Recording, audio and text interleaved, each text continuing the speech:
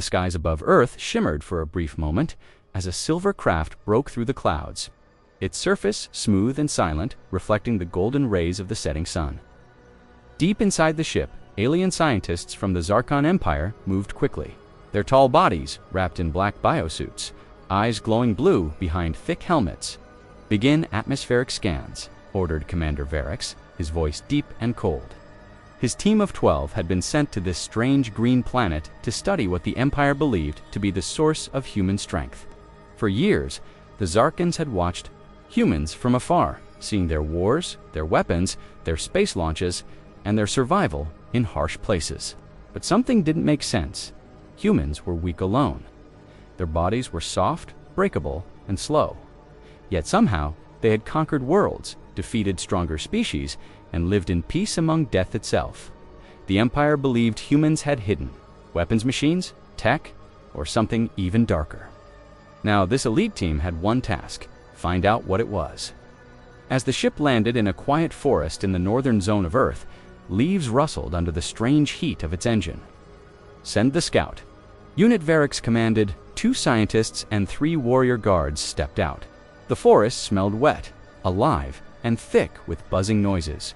"So this is where they live," muttered Dr. Creel, staring at a tall tree wrapped in vines. "Such chaos, no order. Primitive world." The lead warrior, Zarnok, waved his energy rifle. In a slow arc, "Keep eyes open. Earth may look quiet, but it hides danger." They moved through the trees, stepping over fallen logs, watching small animals dart through the underbrush. "Any signs of weapons?" asked Creel. Another scientist, Mira, shook her head, her scanner blinking green. "Only organic life. Mammals, insects, birds. Nothing unusual." But then came a sudden scream, sharp, loud, and horrifying. "RGH. It was Zarnak. The group spun around and saw him drop to his knees, clawing at his neck. "Something bit me," he gasped, eyes wide with pain. He fell forward, convulsing, frothing at the mouth. In less than 10 seconds, he was dead. Mira knelt beside him, checking his vitals. "He's gone." His heart stopped instantly. "What did this?" The other warrior pulled Zarnik's helmet off. A small red mark sat on his neck. No wound, no blood, just a pin-sized dot. "No sign of projectile," whispered Creel. "He wasn't shot, he was poisoned." The group stood in stunned silence. The forest around them was quiet again. Felt wrong now to quiet, as if something had just watched them kill one of their own. "Get him back to the lab," said Varix through comms, his tone sharp. "We need answers." Back in the ship, the autopsy began. Creel used precise tools to open the body, scanning blood and tissue. No trace of any dart, needle, or toxin we recognize. But his bloodstream is full of something organic, a venom. Mira ran a sample through the translator grid. The data spun across the screen. "This venom acts in seconds, stops the heart, melts nerve signals, but it's not natural. Something alive did this." Varix leaned in. "You're telling me Earth has creatures that can kill a Zarkon warrior in under 10 seconds? Creel nodded slowly. "Yes, and we don't know how many." The team reviewed Zarnik's helmet cam. A quick flash of black skittered across his shoulder. Before the scream, they slowed it frame by frame. A spider teeny black, with a red marking, no larger than a human fingernail. Mira stared. "That thing, it killed him." Creel laughed nervously. That little insect?" A younger scientist, Joran, leaned closer. "We should test it." They returned to the forest and carefully collected a few spiders from the same area, sealing them in thick glass chambers. Back on the ship, they examined one under the microscope. "Its venom sacs are oversized for its body," said Mira. "It doesn't need to bite hard, just a small nick." Creel, still unconvinced, opened the chamber slightly and poked the spider with his gloved finger. "Let's see how deadly it really is." "Don't be careless," warned Joran. "It's safe," Creel smirked. "I'm wearing a shielded." He stopped. Mid-sentence, his face twisted. "My finger, it burns." He screamed and collapsed, shaking violently. The team rushed to him, but it was already over. Creel was dead. Joran backed away, terrified. "This is not a mistake. This creature is a living weapon." Varix stared at the spider in the chamber. "But it's not a weapon we made. Humans didn't create it," Mira whispered. "No. They just live with it. Shocked, the team pulled public footage from Earth's satellite feeds. In one, a human child played in a backyard. A spider crawled nearby, and the child didn't even notice. In another, an adult woman swept a spider off her shoulder with her hand. "They're not afraid," said Joran. "They share their world with these killers like it's nothing." Varek stood still, processing the information. They've built their entire society on top of death and act like it's normal. Maybe that's their strength. They're used to fear. They mastered it. A warning alarm blared suddenly. One of the collected spiders had escaped. Red lights flashed. The crew sealed the lab, but it was too late. Another scream rang out. "It bit me. It's in my suit." Another warrior dropped. The spider was too fast, too small, impossible to see in time. Mira sealed the chamber. "We need to leave this place," she said, voice shaking. "We don't understand Earth, and that means we're not safe." Varex turned to the window, watching the trees sway in the wind. "We came here expecting machines and missiles.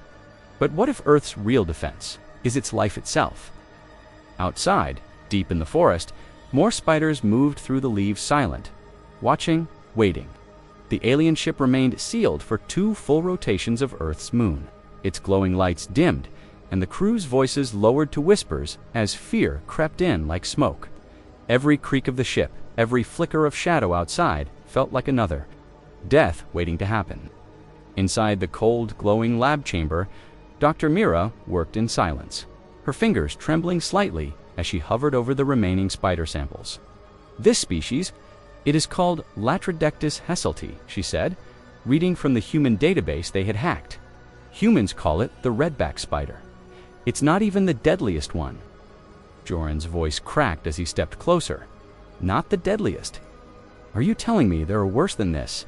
Mira didn't look at him, just nodded slowly, eyes locked on the tiny, unassuming creature moving gently behind the glass. Commander Vurex watched from the observation deck, arms crossed tightly. "We came to study Earth's weapons," he said, more to himself than the others, "and found death wearing 8 legs."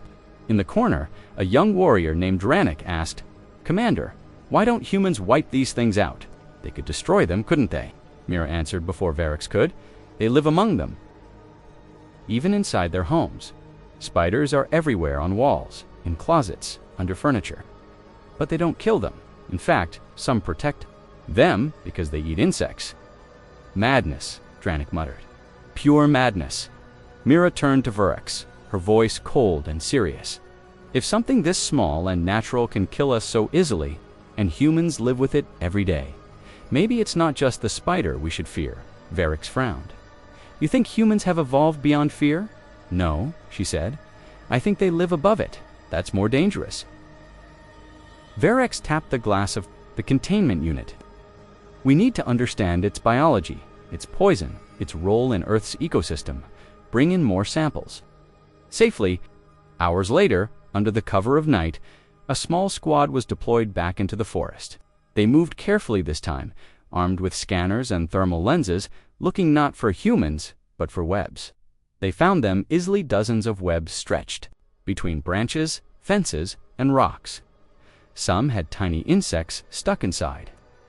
Others held the empty shells of creatures long drained of life. "We've collected 5 new specimens," reported Dranik, "through CUMS. All contained and sealed. Return immediately," Varix ordered. No mistakes. But as the squad turned to leave, one of them, Tavor, paused near a pile of rocks. "I see something," he whispered. A mass of tangled silk, thicker than the others, hidden beneath leaves. "It's a nest," he said. "Maybe a queen spider, or some other variant." "Do not engage," Mira warned over the cum. "Observe only. Do not." But it was too late. Tavor moved closer, brushing the leaves aside. The camera on his helmet shook violently, and static burst across the screen. Screams followed. The rest of the squad turned just in time to see him vanish into the rocks. No blood, no body, just "Silence, Tavaru," shouted Dranik, running forward. "Fall back," screamed Mira through the cum. They retreated fast, lungs pounding, web strands clinging to their legs and armor. Back at the ship, they sealed the entrance and began decontamination. "What happened out there?" Varix demanded. Dranik, still shaking, replied, "He didn't step wrong. He didn't trigger anything. He just got too close. Something took him. Took him how? Joran asked, eyes wide. Like pulled into a trap. No, Dranik whispered. Like he was swallowed. Mira loaded the squad's camera feed.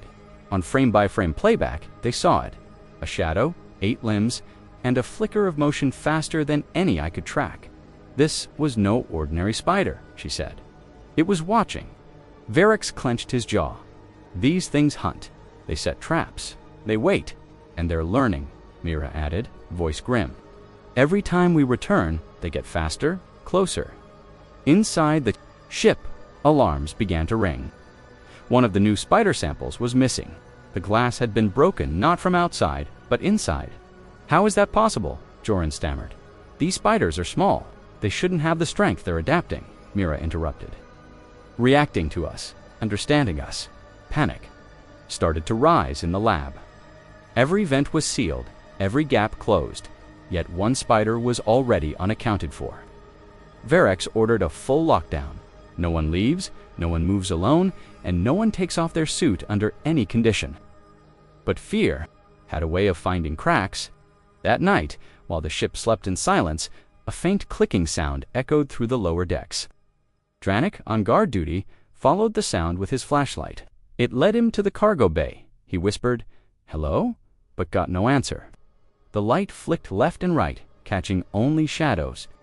Then came a whisper in his chimera's voice. "Dranik, what are you doing?" "I heard something," he replied. "It's nothing." "Return to your post," she said, her voice flat. He blinked, but ... "I'm not on." Comes Mira's real voice said. Behind him, Dranik spun around. The whisper hadn't come from the ship's coms. It had come from the dark. They found Dranik's body an hour later, webbed to the ceiling, eyes wide open, a look of terror frozen on his face. Varix stared up at the sight. They're not just attacking. They're inside, watching, mimicking. Mira ran another analysis. Some spiders on Earth mimic prey sounds to lure victims. They even copy shapes, colors, ... maybe even voices. But these creatures aren't intelligent, argued Joran. They don't think. Mira looked at him with haunted eyes. No, they don't think. That's what makes them perfect. No fear, no mercy, just instinct. The crew started to unravel. Paranoia, growing, trust-breaking. Every itch felt like a bite. Every dark corner felt alive. One crew member tore off his suit, screaming that spiders were crawling inside him. There were none. He died anyway, his heart gave out. Mira made a report for the Empire. Species Latrodectus and similar arachnids are classified as Class 9 biohazards. Immediate caution advised. Earth is not a passive planet. It is a living ecosystem of silent killers. Do not engage, Varix added. Humans do not need weapons. They have Earth, and Earth has spiders. That night, a soft, scratching sound came from inside the main power hub. Lights flickered, gravity faltered. Cameras shut down one by one. The ship was losing control. As Mira and Joran rushed to the control deck, they saw a chilling message scrawled across a fogged window with what looked like venom.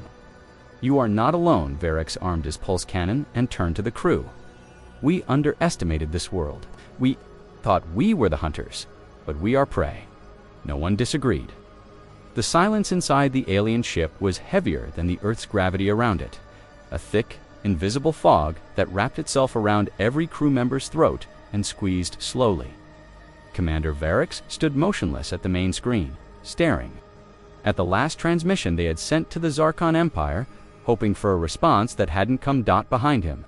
Mira and Joran were still analyzing the venom samples.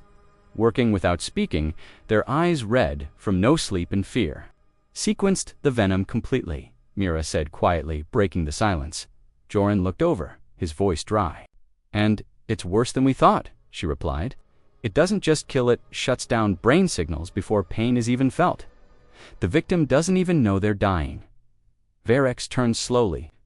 "You're saying it kills faster than our most advanced neurotoxins?" Mira nodded. "And it's made by a creature that doesn't even know what technology is." Joran added, "This one species could destroy an entire battalion, and humans live with thousands of them without fear." Varix frowned. "They live in harmony with death." "No," Mira corrected him. "They ignore it, and somehow survive anyway."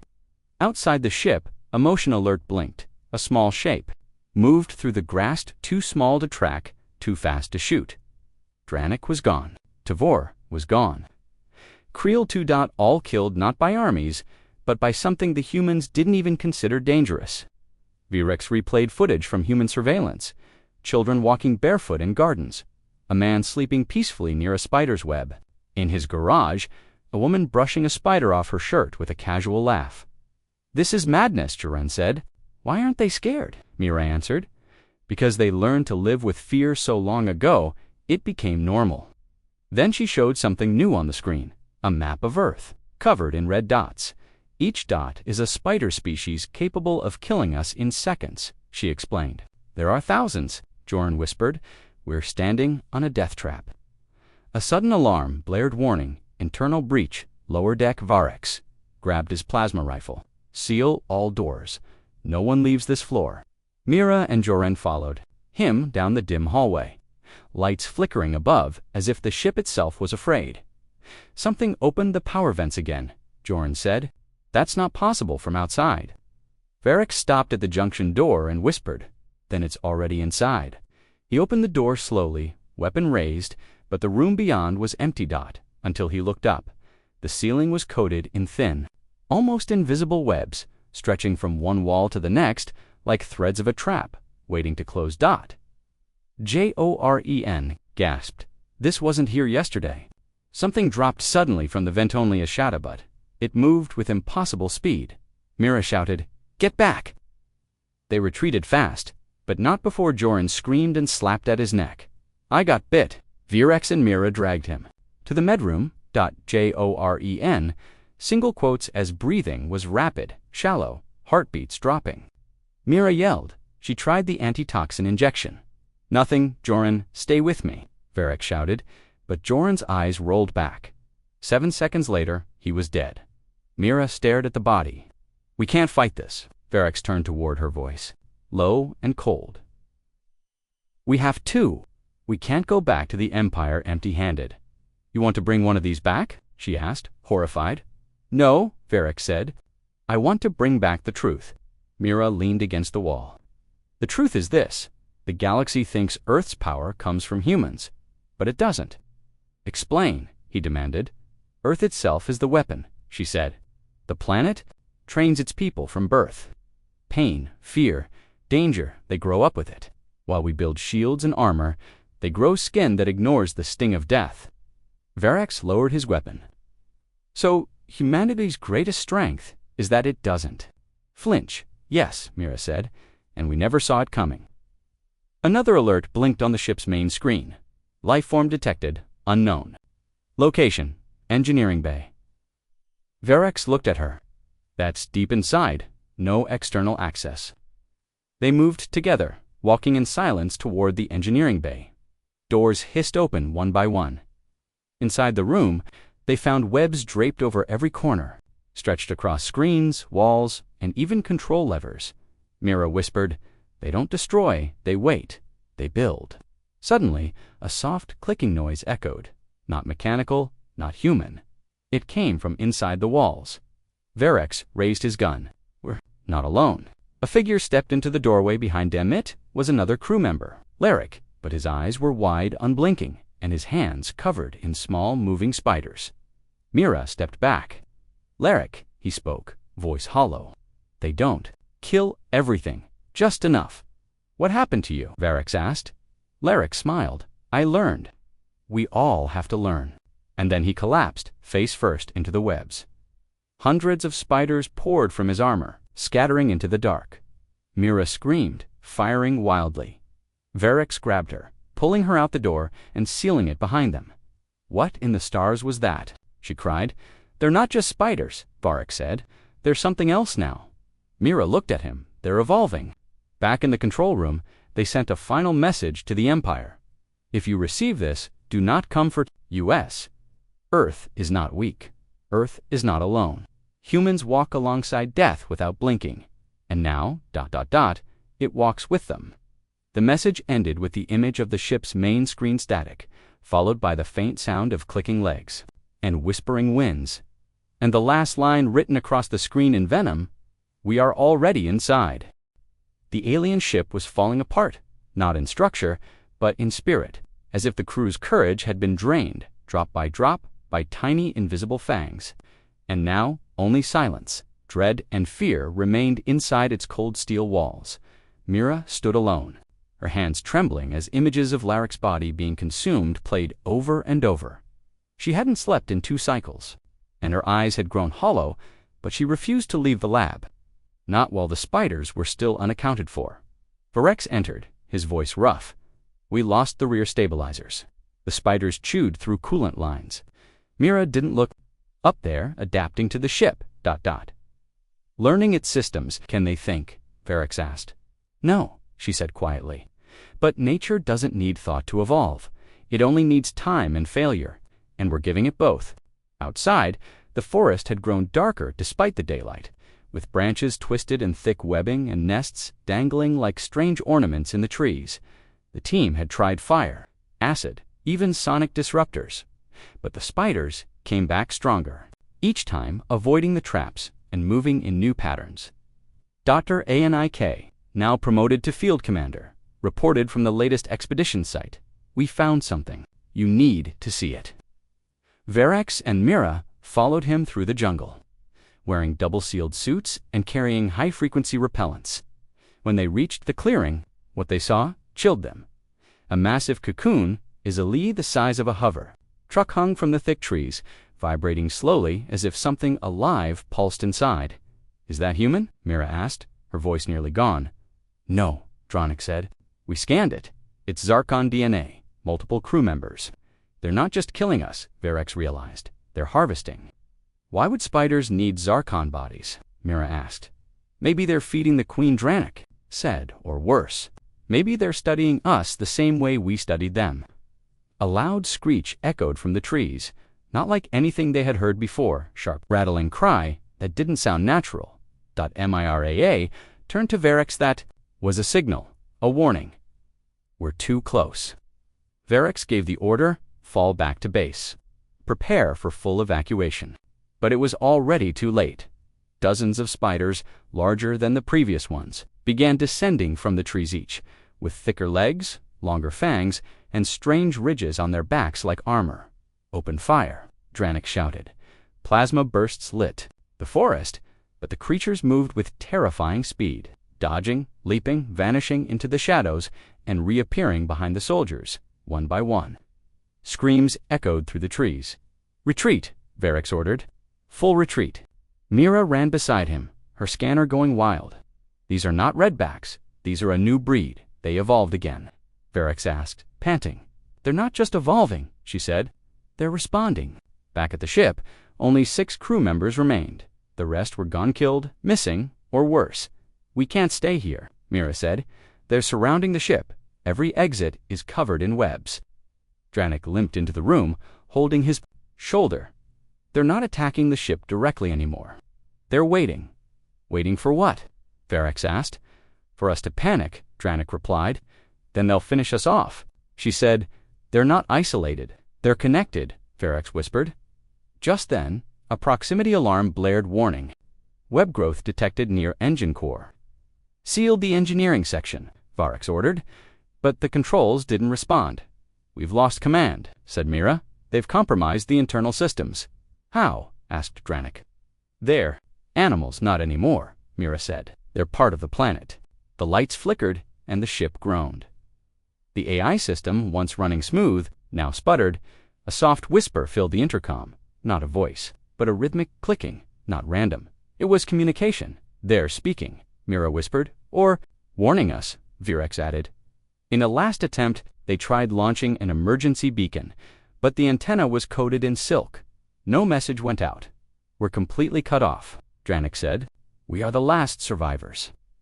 That night, one of the crew Surinelft, her room screaming, convinced spiders were inside her skin. By morning, her room was empty, covered in webbing, and her body was never found. Mira stared at the camera. Replay and whispered, the fear is breaking them before the spiders do. We have to abandon the ship and escape through the forest. That's suicide, Mira said. Staying is death too, he replied. But at least out there, we have a chance. gathered the remaining crew only 4 remained now, before leaving. Mira uploaded every file, every recording, every sample to a backup core. "If someone finds this ship," she said, "they need to know what happened here." As they stepped out into the night, the forest was deathly quiet. No birds, no wind, only the sound of silk threads swaying. They moved slowly, using heat detectors to spot spider traps ahead. For a while, it seemed like they might make it, but halfway, through the forest, the ground changed. It was no longer earth beneath their boots. It was web, a giant web, covering the entire valley like a trap laid centuries ago, and at its center, something moved, something massive. 8 glowing red eyes opened. In the dark, Varek shouted, "Scatter!" The crew ran in different directions, but one by one, they vanished into the threads pulled, wrapped, silenced. Mira ran as fast as she could, her scanner screaming warnings, but she didn't stop. She climbed a ridge, heart pounding, and looked back. What she saw froze her in place. The ship, once proud and powerful, was now buried beneath silk, wrapped like prey, the flag of the Zarkon Empire barely visible under the webbing. And beside it, dozens of spiders stood in still formation, watching, waiting. Guarding. Mira whispered to herself, "Earth doesn't need soldiers, it already has them." Then she turned and vanished into the jungle. Alone, afraid, but still breathing. The night felt heavier than stone as Mira stumbled through the jungle alone, each step slower than the last, her breathing shallow. Every leaf brushing her suit, sending a jolt of panic through her veins, because now she couldn't tell what was real and what was a web, and every thread in the dark could be a death sentence waiting to be triggered.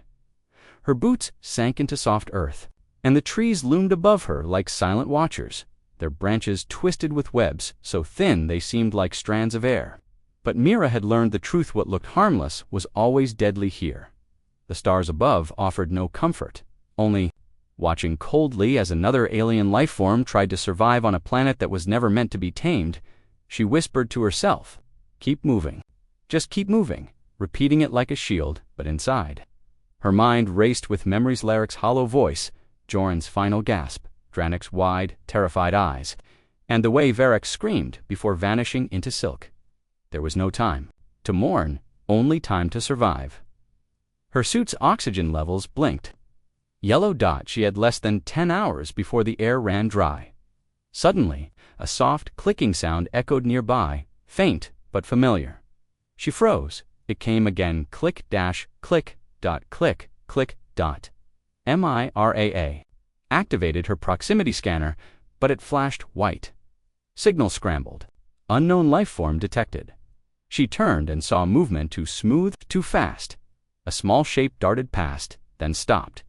It was a spider, yes, but not like the others. This one stood still, watching her, almost waiting.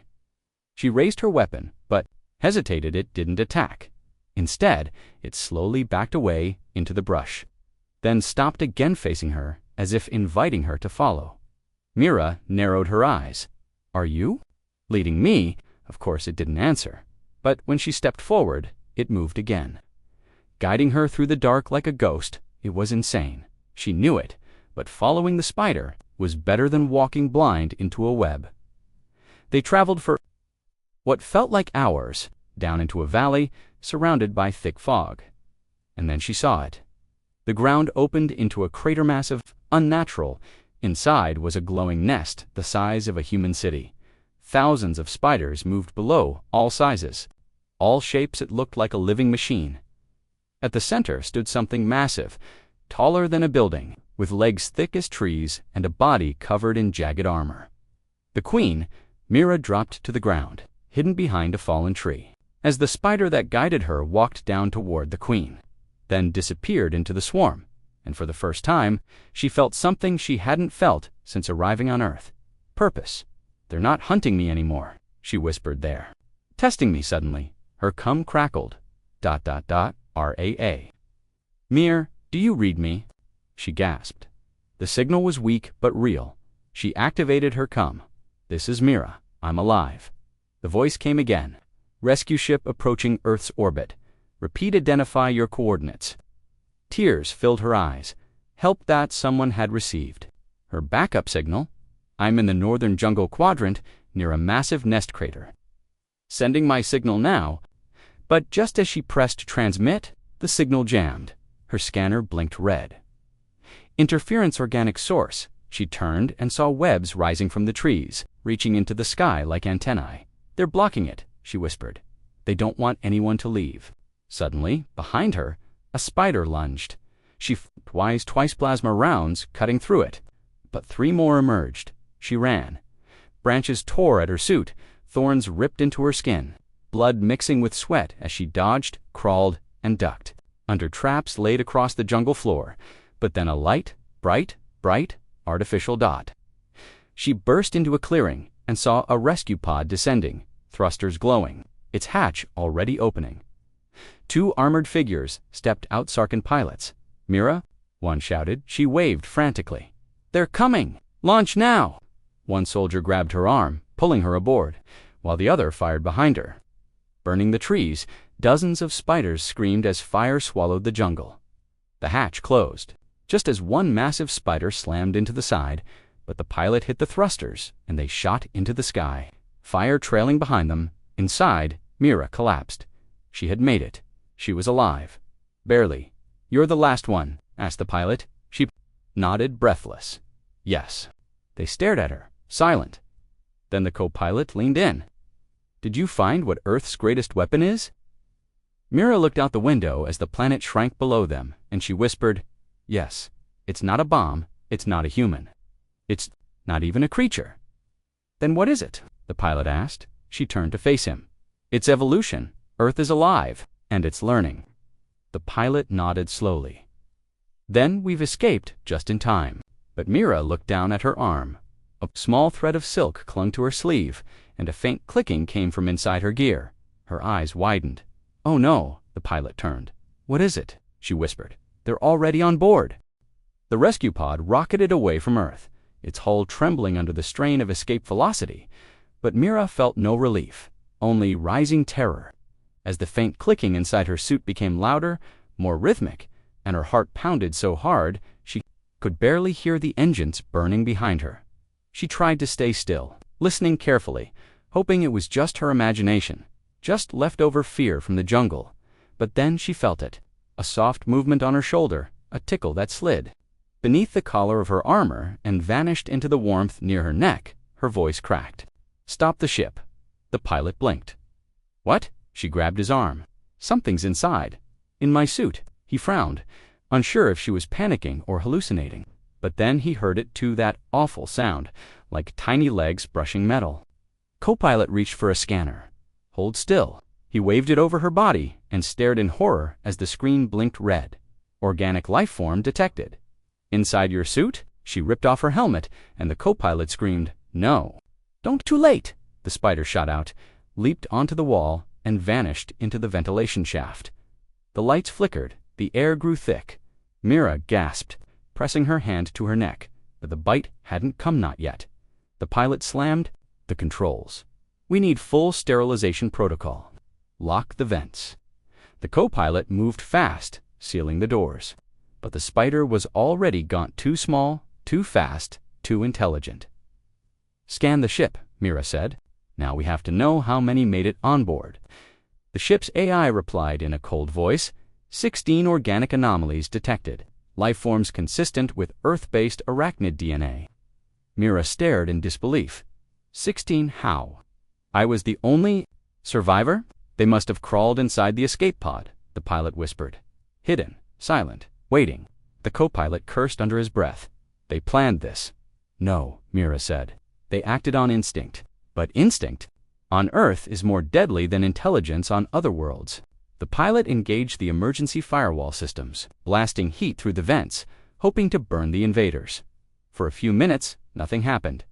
Then came the sound of dozens of clicks. Tapping, spreading, a warning flashed. Fire suppression. Activated, malfunction detected. The AI spoke again. Main systems compromised. Manual override disabled.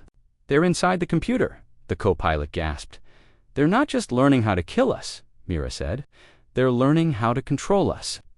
Suddenly, the ship jerked sideways. the engine thrusters misfired. Sending them spinning, they slammed into their chairs. "Stabilize!" shouted the pilot. The ship's screen showed the Earth shrinking in the distance. But so was their chance of survival. The lights dimmed again. The hallway beyond the cockpit filled with smoke. Out of the shadows crawled the first spider. Now, pulsing with strange green markings glowing like veins, the pilot fired his sidearm, blasting it apart. But 5 more appeared behind it. Mira pulled a plasma torch from the wall. Burn everything. No mercy. She stepped into the hallway, flames roaring, slicing through webs, fire lighting up the walls. Screeches echoed all around her, spiders running. Retreating, but not afraid. Never afraid. The co-pilot sealed the door behind her. "She's crazy," he whispered. The pilot stared at the fire through the glass. "No, she's right. This is war." In the hallway, Mira kept moving, every footstep crunching over silk and bone, her eyes scanning every corner, heart pounding as she felt heat, pain, and focus sharpen into one thing: survival. Then she reached the cargo bay. It was full of webs, and not just webs, eggs. "Hundreds? Double quotes. No," she breathed.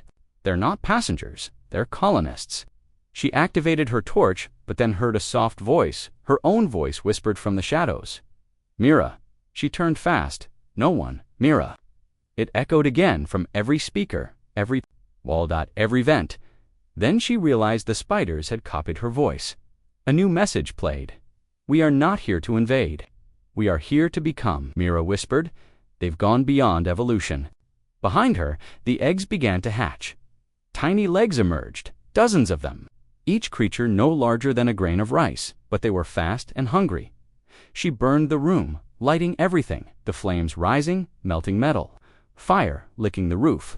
As webs sizzled, screams of dying spiders echoed like firecrackers. But then silence. She stumbled out. Smoke surrounding her, skin scorched, coughing, but alive.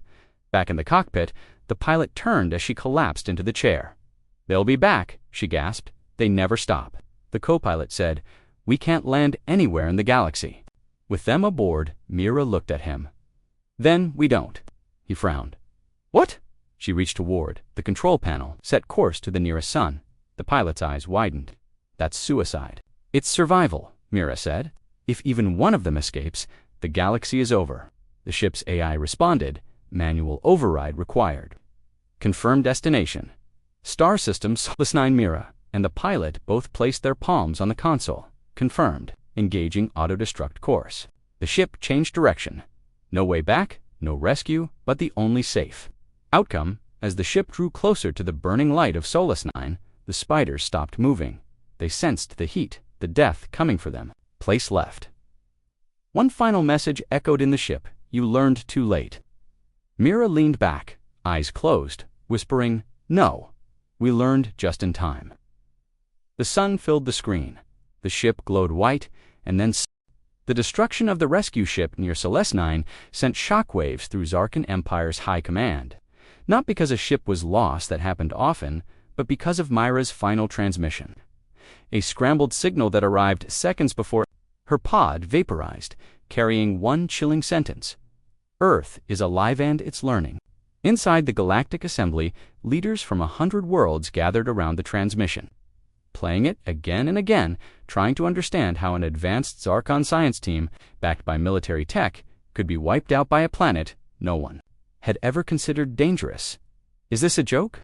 asked Grand Strategist Nolux of the Rovan Republic Spiders. "Primitive life? No joke," answered General Threx of the Zarkon Defense Corps. Mira's logs were embedded in the message. They projected footage from the mission. Redback spiders, crew members screaming the massive silk-covered ship. Silence fell over the room. Emperor Crescent leaned forward. "And you're telling me humans live with these things?" "Yes, Your Excellency," said Minister Varric, peacefully. "Inside homes, sometimes even as pets." Crizin hissed. "Madness." A whisper spread across the assembly. If Earth had such creatures, and if humans could live among them without fear, what else were they hiding? A decision was made: send another team, but not to Earth this time. They would capture humans from the outer colonies and interrogate them, understand the psychology, find out how they could coexist with so much natural danger and not break. 3 days later, A covert ship snatched 5 humans from a remote colony mining base near Neptune. The humans were brought to Station Xylan-6. They were not warriors, just civilians, an old farmer, 2 teenagers, a teacher, and a mechanic. General Threx watched from behind glass as the interrogator entered. He began with the mechanic. "Tell me," the alien said, "what do you fear?" The man shrugged. "Plumbing failure. Rats in the storage tanks. Getting fired." "No," the alien growled. "I mean true fear-death monsters. Pain." The mechanic blinked. "Buddy, I grew up in Florida. We had fire ants, hurricanes, and gators." The interrogator tilted his head. "You faced reptiles and survived." The man grinned. "Yeah, we call that Tuesday." In the next room, the teacher was shown images of giant spiders from Earth. She frowned. "Why are you showing me a redback? They're harmless, if you don't mess with them." "Harmless," the interrogator barked. "They killed trained soldiers." "Well, sounds like your soldiers messed up." The aliens were baffled. Each human reacted the same, not with panic, but with boredom like spiders. Danger and death were normal. "How is this possible?" asked Threx. The science officer replied, "We believe their species adapted by being born into fear. They never evolved out of danger. Instead, they evolved around it." Back in the cell, the farmer was asked how he stayed calm under threat. He just laughed. "Boy, I raised 7 kids and lost 2 wives. You think a bug scares me?" The alien looked confused. "You lost your family, and you're laughing." The old man shrugged. "Crying doesn't fix things. Life keeps going." Word of the interrogation spread fast through the galactic network. A new theory formed among scholars. Humans don't defeat fear, they absorb it. Inside the Zarkon Empire, debates began. Some wanted to leave Earth alone, others wanted to destroy it from orbit. But a third group, more dangerous, wanted to weaponize it. "If spiders from Earth can kill our strongest warriors," argued one senator, "imagine what we could do with Earth's DNA." They began developing Project Apex, a bioengineering experiment to clone Earth's most lethal species and blend them with alien technology. Back on Earth, no one knew any of this. But something strange was happening in the deep jungles where Miro's crew had died. Explorers went missing. Animals avoided the area. The trees grew thicker, the webbing spread, and deep underground. The queen spider had laid a new kind of egg, not pure spider, something ... altered, something ... watching the stars. One day, a satellite passing above recorded a strange signal, not from humans, not from technology. It was a vibration, like millions of tiny legs tapping in sync, and it translated into one word: soon. On Station Xylan-6, a warning alarm triggered. Lab 4 was breached. A single containment spider, cloned from Earth samples, had escaped. It laid eggs inside the cooling system. When they hatched, they bypassed security. The entire lab was overrun in hours by the time soldiers arrived. It was too late. Every living thing inside had been wrapped in silk, alive, breathing, and waiting. Mira's warning had been true. The spiders had learned. They knew ships, they knew systems, and now they had left Earth. The message was simple, terrifying, and played across 5 major galactic frequencies before the systems melted from within. A single word, formed by synchronized vibrations, echoing like a war cry from creatures that had no mouths. Soon, inside Command Nex-11, the most secure military station of the Zarkon Empire. Alarms blared as biosignatures spread through the ventilation system faster than any known virus, and soldiers scrambled to seal off sectors while scientists shouted over one another, trying to explain how a spider from Earth had evolved inside a sterilized metal fortress. General Threx stared at the main screen. The security footage showed it clearly. Tiny creatures crawling from inside the wiring, not born. On Earth, not natural anymore. They were different, smarter, faster, worse. One spider was seen slicing through steel with acidic silk. Another mimicked the face of a dead technician, scaring a guard into dropping his weapon. And when the squad came to burn them, they vanished, hiding inside. "Machines, shut down the station," Threx ordered. But the AI responded, "Command override denied. Foreign code injected into primary systems. They've learned to hack." Someone screamed. "No," whispered the head biologist. "They've learned to adapt." Meanwhile, on Earth, the humans still had no idea what had escaped into space. But one did: a man named Elias. He lived in a remote outpost near the jungle where the Zarkon ship had crashed long ago. He had seen the first nest grow, seen the silk spread like roots, but no one had believed him until now. Elias, came the voice. Over his radio, "This is Global Command. We're picking up strange heat signals from your region. Confirm visual." Elias stepped outside his bunker, scanning the trees with his old rifle ready. Then he saw it. The web was now in the sky, stretching between tall trees like bridges. Shapes moved across them, silent, organized, and glowing softly. "They're not animals anymore," Elias said into the radio. "They're a network." Back in orbit, the Galactic Assembly debated its next move. "Should we burn Earth?" shouted a senator from the Volari system. "Sterilize the entire biosphere before it spreads." But Emperor Krezin shook his head. "We've already failed. We took them off Earth." "What are you saying?" asked another leader. Krezin stood slowly. "I'm saying Earth has already won." The room went silent. "Not the humans," he added. "The planet." In the far corners of the galaxy, other planets began to detect strange pattern sleeper codes, heat spikes, and DNA signals never seen before. One mining station on Drax 5 went dark after its water filters were overrun.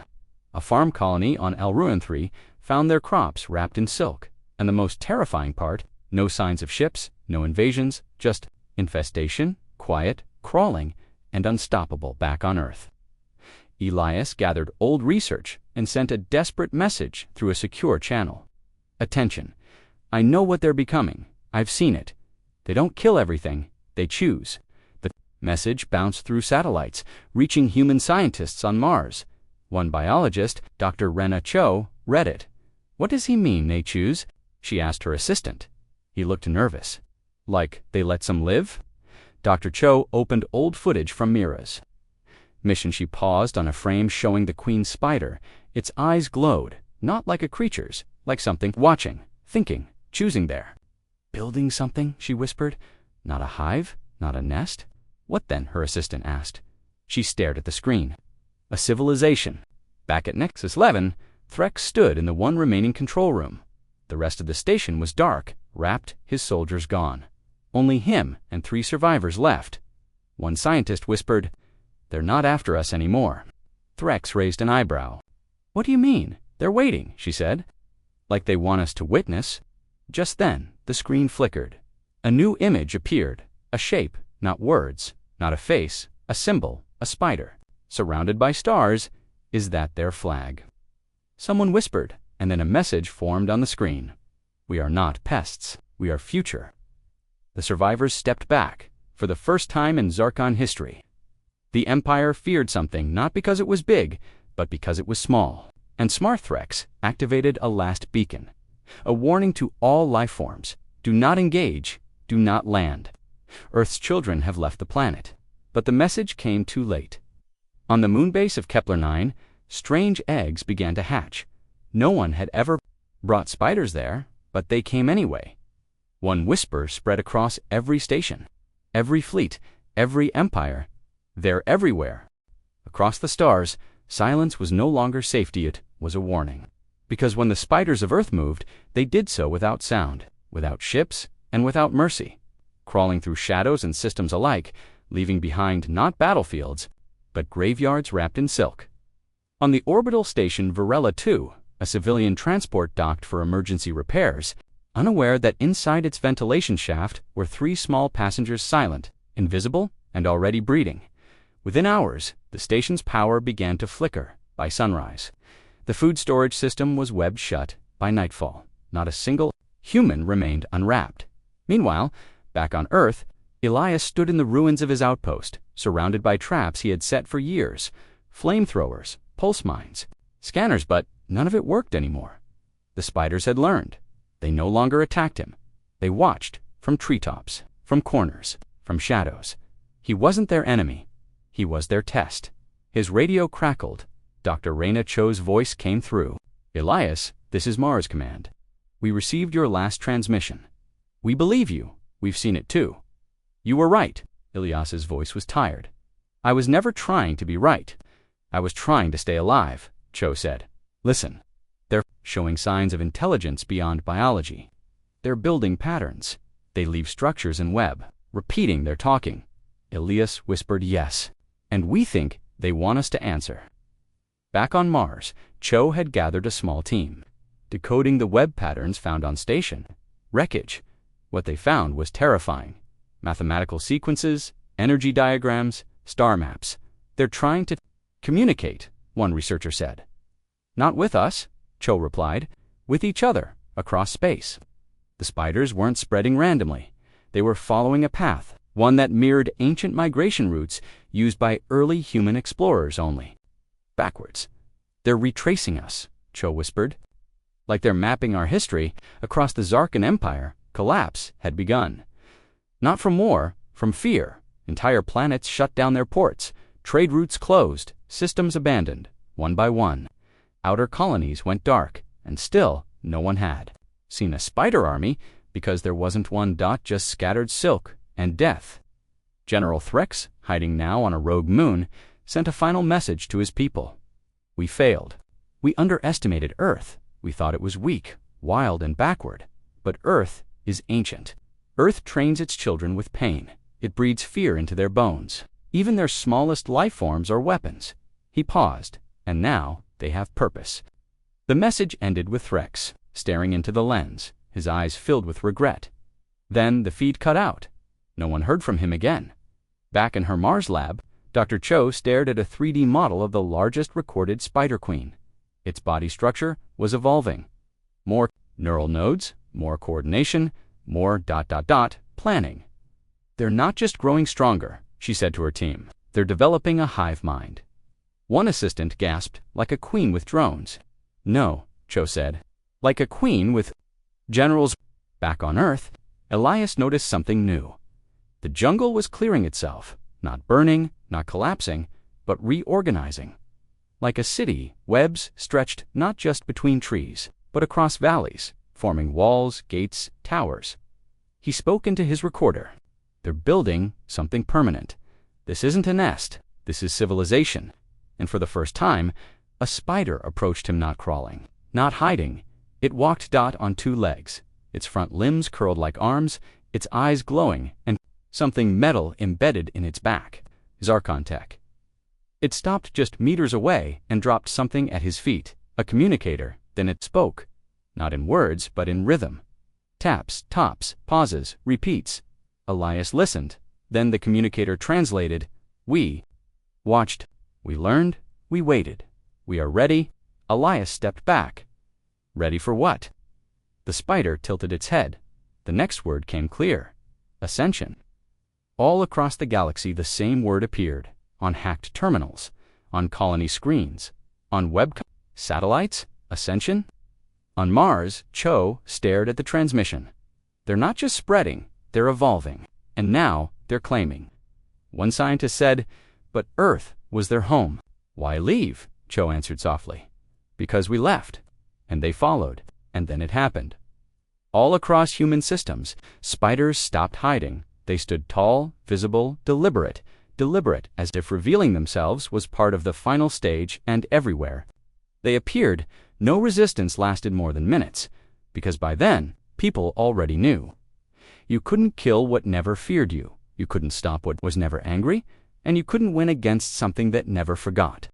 The stars were no longer quiet, and space was no longer safe, because Earth's smallest predator had rewritten the rules of war. Spreading not through conquest, but through patience, silence, and perfect understanding of fear. And now their message was everywhere, echoing through every data channel in the galaxy. Ascension has begun. On the last orbital defense ring above Mars, Dr. Raina Cho stood beside her team, watching as spider-like machines formed themselves from stolen metal and silk, crawling out of vents, wrapping wires, and turning computers into living things. Each step calculated, each movement synchronized with patterns from Earth's wildest jungles. We thought they were just animals, whispered her assistant. They were, Cho replied. But evolution made them more. She turned to the screen. There was a new signal one, not from spiders, not from any known tech. It was human. Elias. His voice came through calm but grim. "Dr. Cho, they've chosen me as a speaker. I don't know why, but I understand what they want." You leaned closer. "What is it, Elias?" He took a breath. "They don't want war, not the way we define it. They don't want revenge. They want control." Cho frowned. "Of what?" "Life," Elias said. "They believe all creatures must grow through fear, or they stay weak. They see our galaxy as immature, soft, unfit to survive. They're here to fix that." Another voice joined the channel. It wasn't human. It wasn't mechanical. It was clicking, translated in real time into chilling words. "Softness is weakness. Fear is strength. Harmony is death." Cho whispered. "They're going to purge every civilization that doesn't meet their standards." Elias's voice returned. "They think they're saving us, but they're not," Cho replied. "They're turning the galaxy into a reflection of Earth's cruelty." "No," Elias said. "Not Earth's cruelty. Earth's balance." As Mars's sky grew dark with silk-threaded drones, Dr. Cho gave one final command. "Transmit every piece of knowledge about these spiders to all colonies, how they think, how they spread, how they adapt. Let the galaxy know," she said. "If we can't stop them, we must learn from them." In deep space, on the last functioning Zarkon warship, an ancient admiral stared at the growing web that stretched between moons. He had fought in hundreds of wars. He had never seen anything like this. "Activate the black core," he ordered. His second-in-command hesitated. "Sir, that'll destroy the whole system." "That's the point," the admiral said. "Better we burn it than let them claim it." The core fired dot stars. Bent, the entire system vanished. And still, the spiders returned, from fragments, from spores, from dust, because death no longer stopped them. Back on Earth, deep in the jungle, the Spider Queen, now 3 stories tall, watched through eyes that were not hers, but linked to 1,000 others. Across planets beside her stood a new form, part silk, part machine, part human. Elias, no longer mortal, no longer fully himself. He had become their first bridge, their ambassador, and maybe their warning. He looked up at the sky and spoke to no one and everyone at once. "We warned you with silence. We warned you with death. And now we guide you with fear." Far across the galaxy, resistance still sparked. Some humans learned how to fight back using sound, light, and tactics borrowed from the spiders themselves. A group on Titan used heat bursts to clear nests, a rebellion on Ganymede weaponized spider venom against them. But no victory lasted long. Each defeat taught the spiders more. Each success made them stronger. Until finally, the truth became clear. This wasn't a war, it was a transformation. The galaxy itself was changing, not into darkness, but into a harder, sharper version of life, where survival meant constant struggle, where mercy was a weakness, where the smallest enemy could become your greatest threat. And through it all, one message never changed. It blinked on every hacked screen. It echoed in every abandoned station. It crawled across every web. We are Earth's first children. We carry its design. We are what you should have feared first. Dr. Cho, in her final moments, recorded her last log. If anyone finds this, understand one thing.